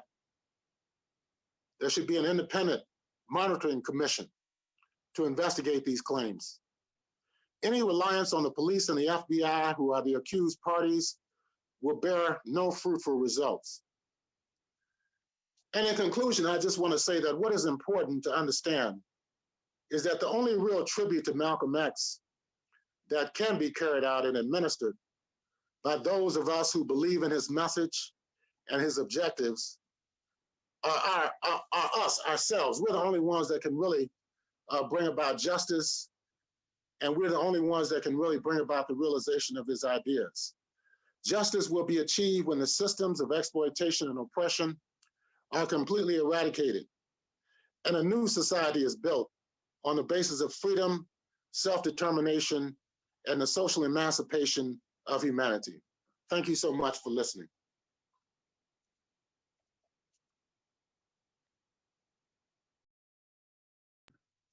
And thank you, Abayomi. Thank you. Powerful and crucial words there. Next up, everybody, we have a Black History Moment recognizing living history presentation by David Soul.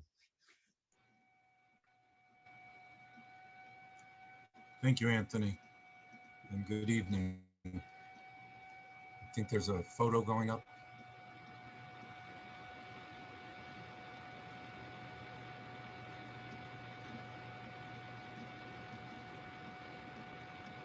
Thank you. It's my honor today, as we commemorate Black History Month and the legacy of Malcolm X, to draw attention to a wonderful fighter for justice who often marches right beside us here in Detroit. That is Walter Gary Nall, second from the left on your front photo and far left on your other photo. Walter often is so quiet that you might overlook him. Almost certainly, you don't know his many decades in the struggle against racism, economic injustice, and U.S. militarism. Walter was in the front row when Malcolm X spoke here in Detroit in the early 60s. He was part of a serious effort to form a Black political party in Michigan in those years. Take time and sit down with Walter sometime and get him to tell you about that campaign, or maybe about his picketing for over a year at a local department store to protest their racism. Maybe you didn't know this, but Walter was a member of the executive board and negotiating committee of UAW Local 2334, representing chemists at the Detroit Water and Sewerage Department for many years. He was there when we rallied, marched, and picketed, threatening to shut down the water supply to Detroit and 100 other communities, winning us an astounding 26% wage hike in the early 2000s. Walter's an internationalist. He has opposed the many imperialist wars waged by the Pentagon and Wall Street. He participated in the decades-long fight that finally led to the overthrow of the hated South African apartheid regime. We're very proud to have in our ranks fighters like Walter Gary Knoll, who connect us to our past, but also walk with us into our future. And I would be remiss if I didn't shout out to Sister Bahija Shakur, who was able to join us despite some illness, and she's on the call tonight. And she and her husband, Thaddeus Shakur, worked in New York City and participated in Malcolm's mosque there and in the many struggles from 1963 to after his death. So we wanted to make some mention to, and both of them, by the way, Thaddeus refused to fight in Vietnam and served prison time for that in the 60s. And Bahija refused to go to Iraq. She was in the National Guard and she refused orders to go to Iraq. However, did not get jailed for that heroic act. So that's another living legacy in our midst. Thank you so much.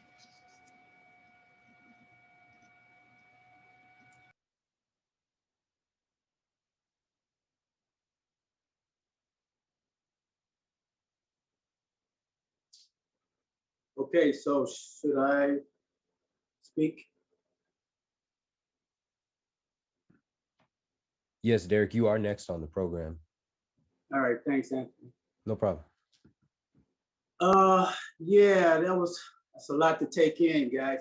Well, regarding the honorees, we give honor where honor is due. Commitment deserves honor, and it goes out to the two people Dave just mentioned, Walter in particular. Well, as you've been seeing throughout this meeting, we need money, y'all. We're asking that if you can, donate to Moratorium now, keep the work going. Yeah, so the Cash App is Moratorium Now with the 1, and we would greatly appreciate it. Let's see who's up next.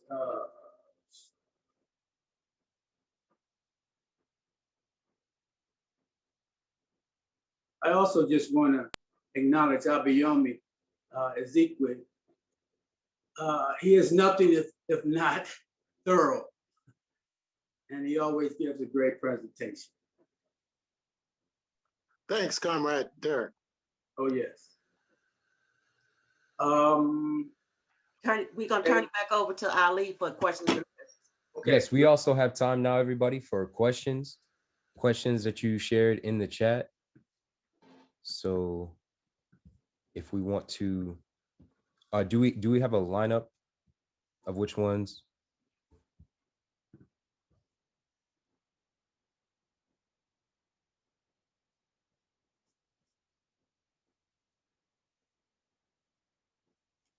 So far, I'm not seeing. Oh, maybe there's a question coming in. Yes, it looks like we have one from Matthew Evans.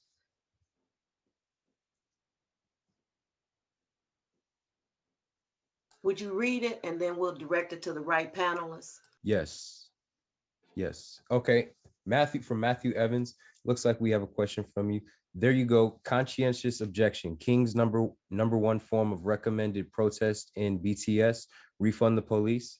Conscientious, conscientious objection. No signing on the line for military or police until the organizing principle of the U.S. ends the war of terror and returns to the pursuit of happiness. From Matthew Evans. And everybody, go ahead and feel free to drop any questions that you have for any of the presenters throughout the program into the chat.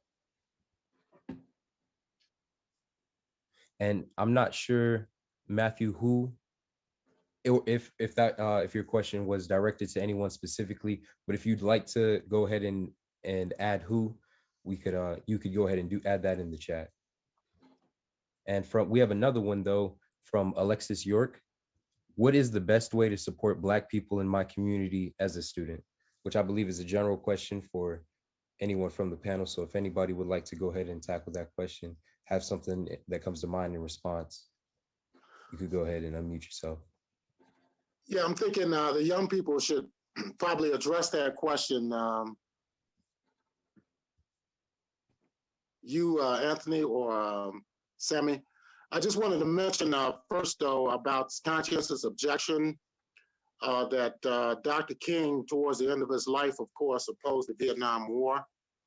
And his ideology was moving closer and closer to Malcolm X's. And Malcolm X's ideology towards the end of his life was moving closer to Martin Luther King's. I think that's why the government wanted to eliminate both of them. But Malcolm X also refused military induction. And when he was with the Nation of Islam, a number of their people were indicted and served prison term, including Elijah Muhammad for refusal to serve in the United States military. So that's an ongoing struggle.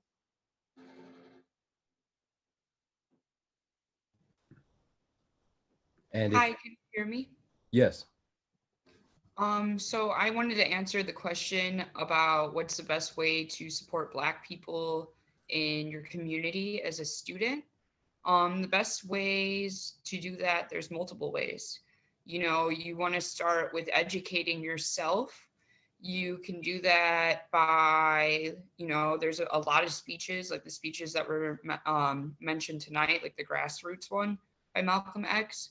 You can educate yourself on the Black struggle. You can follow Detroit Will Breathe and other grassroots organizations on social media to follow the struggle, and, you know, get involved. There's a lot you can do. You can go canvassing with your local community. You can volunteer at whatever capacity you're at. But I think that education is also just a really important piece to supporting the people in your community.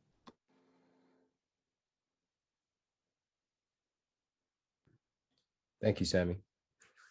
And another question we have coming in from Sherry A. Wells. A few years ago, I heard the idea of historical markers starting in Detroit of locations with ties to Malcolm X. I'd like to see that / them. Does anyone know of such a project? Anyone familiar with some historical locations throughout the Detroit area regarding Malcolm X? No, unfortunately, I cannot. Somebody could help me, but it's unfortunate. I mean, over at King Solomon, there should be one. There could be one over on Linwood near Central High School, where Mosque Number 1 was located.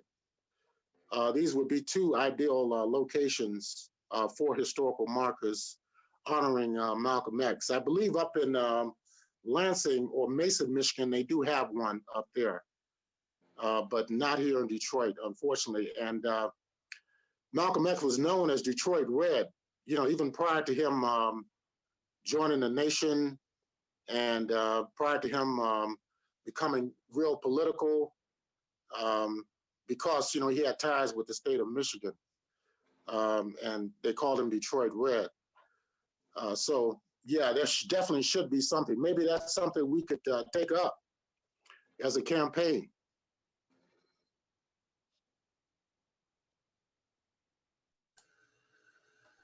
and it's looking like we may have reached the end of questions, unless if anybody has any other questions, please feel free to submit them now. And any questions for any of the presenters that were in the program, or any questions regarding Malcolm X and Yeah, the I just movement. I wanted to mention that Bill Davis had just posted that Malcolm has had a home in Inkster, Michigan, where he stayed, I believe, with his brother. And that home, I read a few years ago, it was identified that they were going to try to preserve the house as a historical monument. I'm not sure exactly what the status of that is right now, but unfortunately, many of our leaders, we have not The guy honored who does them. the tours, Wanda. All right, go ahead. Somebody said something. But we definitely need to work on the Malcolm X marker in Detroit.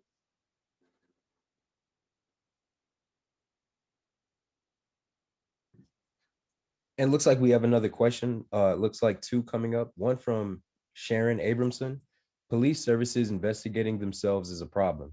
How do we fight to get charges for assaults in courts to try offenders?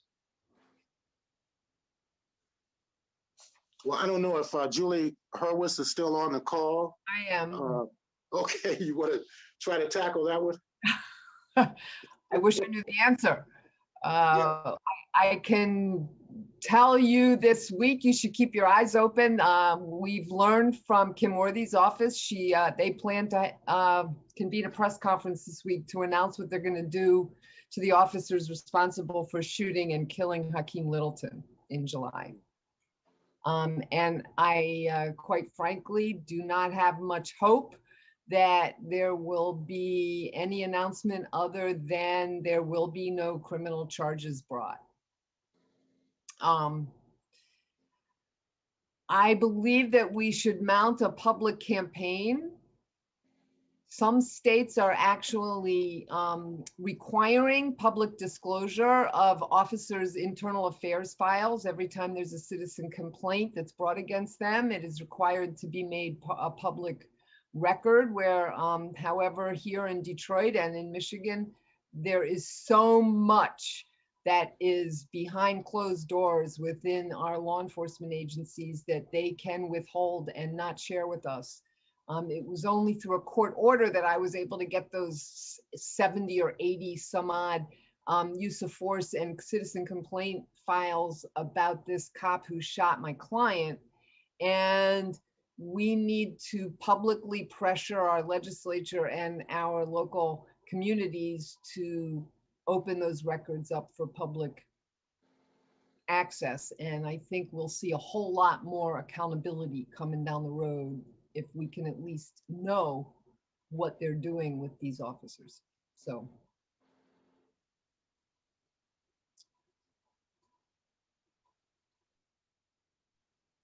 Thank you, Julie. And another question that we have from Matthew Evans. Moratorium now comes out of Makawi, Michigan Emergency Coalition Against War in Iraq. Isn't it a strategic flaw to give up that resistance and turn a back on the U.S. Middle East poverty draft mercenaries getting slaughtered to this day? No, we haven't given up the anti-war, anti-imperialist struggle at all. All you got to do is attend our meetings. Every time there's an attack by the U.S., for the last year in Iraq, when they killed two top generals, one from Iran, one leader of a militia group in Iraq. It was our organization that called for the demonstrations that were held down at Campus Martius in January of last year. We spearheaded the annual Martin Luther King Day event in honor of Dr. King's anti-war and peace and social justice legacy. So we're very much involved in the struggle against war and imperialism. And also, just for the record, the name is Michigan Emergency Committee Against War and Injustice, not specifically Iraq. Mm-hmm. And we meet jointly. Yeah. With Moratorium and Macawi overlap and meet jointly. Yeah, there's a war abroad and there's a war here in the United States. And we have to fight on both fronts.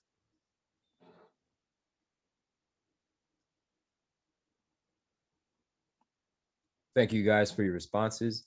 And a bit of information from Sherry A. Wells, June 2020, from Facebook. Today history has been made in the city of Inkster. After a long 7 years of fighting for 4336 William Street in Inkster, Michigan, the home where Malcolm X lived with his brother Winfred Little, it is no longer a debate or argument. After meeting with Mayor Patrick Wimberly today, Project We Hope, Dream, and Believe has the green light to start construction. I'm guessing reconstruction and improvements on the house.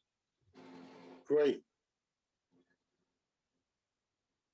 Okay, Wanda had a question.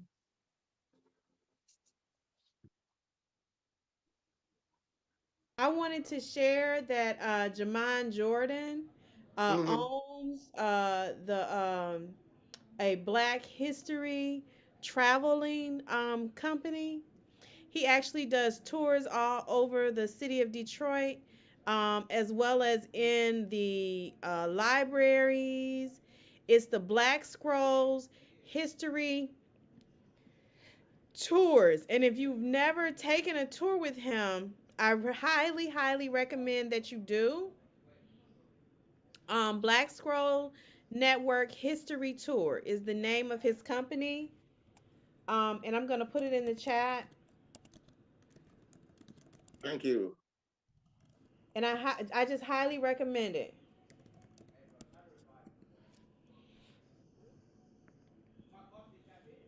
Yeah, they're doing a lot to preserve and resurrect the history of our people in this area. Whether it's the Underground Railroad, the Blackburn Rebellion, the struggle for labor unions, the cultural achievements, whether it's Motown Records or the innovation in jazz, they've been recognizing all of that over the last few years. And they even tracked down some historical markers, Black historical markers that had been removed from the downtown area as well.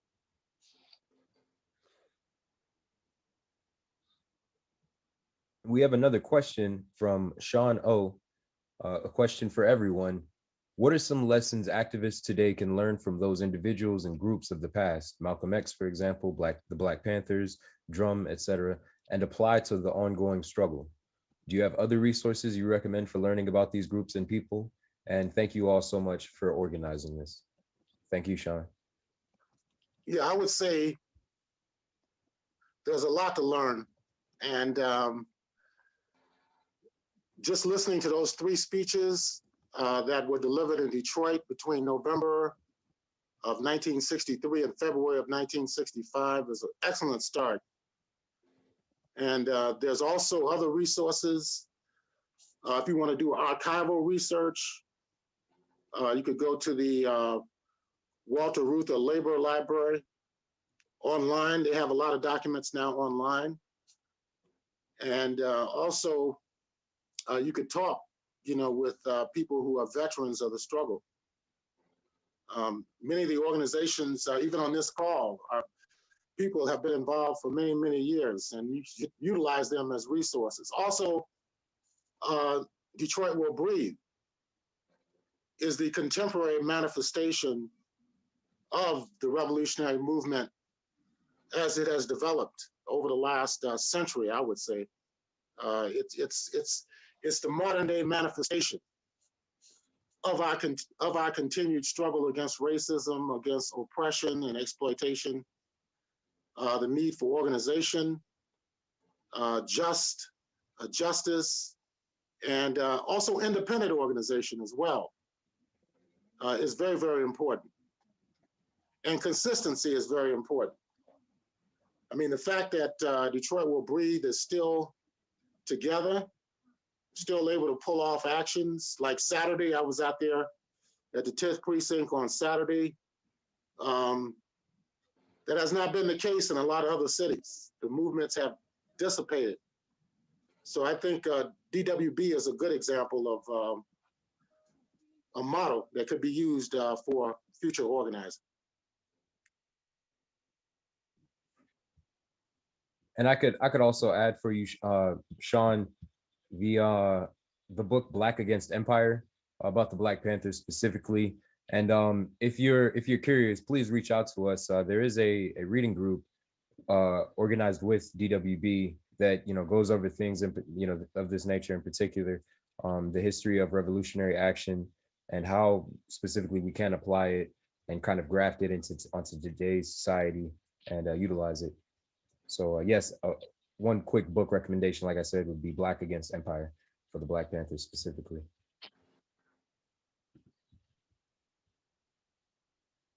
And if you're curious about getting involved, to anyone in general, with that in particular, literature, please reach out to us at DWB, and we can talk about coming to some meetings and getting involved in things like that, and potentially joining our literature group.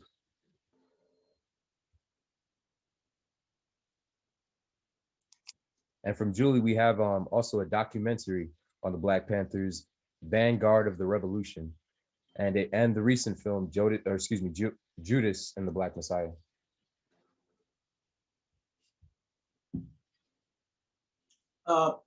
Listen, I would just like to add, when we are studying those things that happened back then, we need to make sure that we understand that racism could not exist without capitalism. And we need to really, if you really want to learn the lessons of that time, many of the young leaders were anti-capitalist to the core. Because that's the root cause, and so it would be great to find a good book that is, I would recommend Democracy for the Few. It's sort of a general analysis of capitalism, and you can get your revolutionary. Excuse me. Who is that by? Democracy for the Few is by Michael Parenti. Okay. He's a great writer, and it gets specifically about capitalism, its beginnings here in the United States, and how it has played out, and have that to go along with your revolutionary, Black revolutionary understanding as well.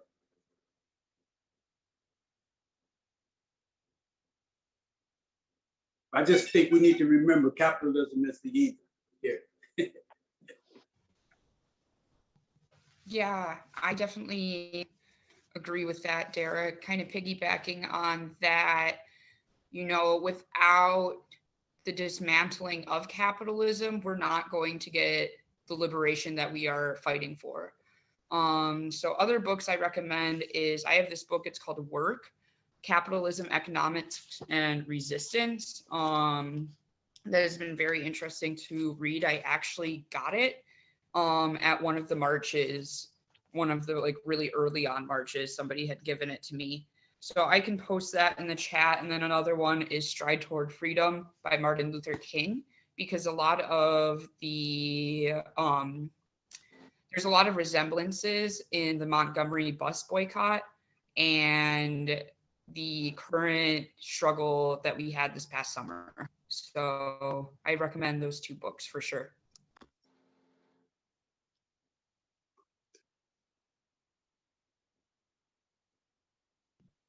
And with that, I believe we have come to the end of our question and comment segment. I'd like to say thank you to all of the presenters, everybody that contributed, and thank you to the audience as well for joining us. And thank you to Derek and Abayomi and everyone that presented as well. And any other words? Great job, everybody. Thank Anthony. We have a video to show. Let's rock it out with the music video. Okay. Yes, All right. last up we have the Ben Will Band. And they are, oh, sorry, you want to go, you can go ahead, Abayumi. Well, I just wanted to thank you, Anthony, and Sarah, Kenya, Derek, Sammy, Julie, Wanda, the whole tech team for the great work tonight. Thank you. And thank you again. Thank everyone for joining us, especially. And to close it out, we have the Ben Will Band, a Detroit band, part of American Music Abroad, the American Music Abroad Tour 2020. Due to the pandemic, they couldn't travel, but this video was produced for Black History Monday, and they are honored to share it with us, and we are honored to have it presented to us. So the Ben Will Band, without further ado. Hey everybody, it's Ben Will here of the Ben Will Band. I am so excited to celebrate Black History Month with American Music Abroad. As an artist, I like to think that I exist in a place somewhere between the two distinguished luminaries pictured here, Kwame Ture and Reverend Dr. Martin Luther King Jr. So I'm sure you've noticed that as distinguished and recognized as these two individuals are for their contributions towards equality for Black people in America, that these are their mugshots. And that's because while Black people and Black culture is so beautiful and deserves every opportunity to be celebrated, the history of Black people in America is complicated. It's messy. And it's filled with occurrences of sacrifice, tragedy, and trauma. As an artist, my purpose is to celebrate the culture and soul of my people. And I also seek to highlight the ways that we all can heal from the residual generational trauma that manifests itself as anxiety, depression, and other mental health challenges. Black History Month is important to me because we all deserve to be healed. We all deserve to be well. And we all deserve to be celebrated. It's like a blade of grass dancing in the wind. It's like a rainbow lasting till 10 p.m. It's like a kiss blown by the sun. It's like a cool drink of water on your tongue. It's like a blade of grass dancing in the wind. I've got a feeling of joy inside of me. It's way down deep, and when it starts moving around, there's such a power, a shift, a lift I feel. You cannot steal because it's mine. It was given to me. Influential, unconditional, follows me wherever I go. It's like a blade of grass dancing in the wind.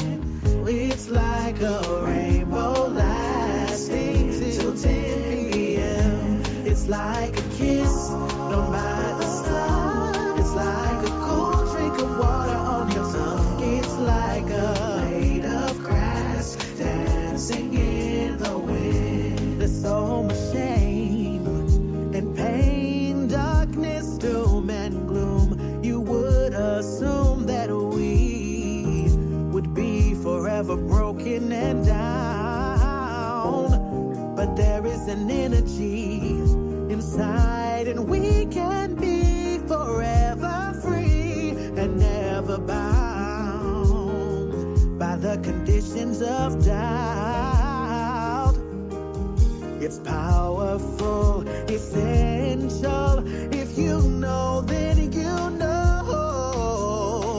It's like a blade of grass dancing in the wind. Dancing in the wind. It's like a rainbow lasting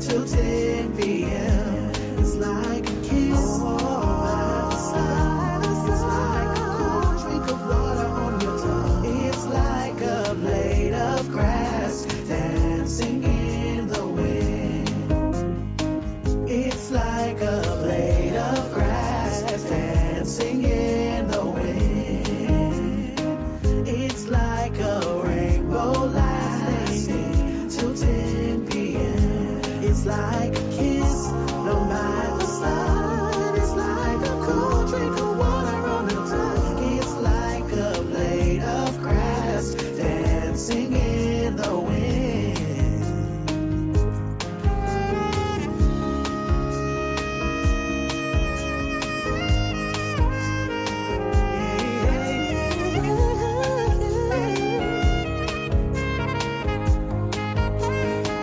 It's like a blade of grass dancing in the wind.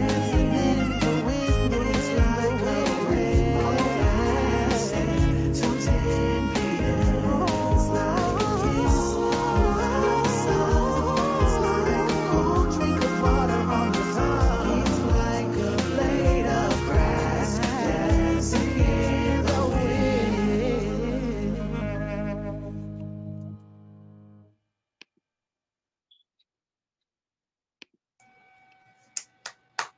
Awesome. All right.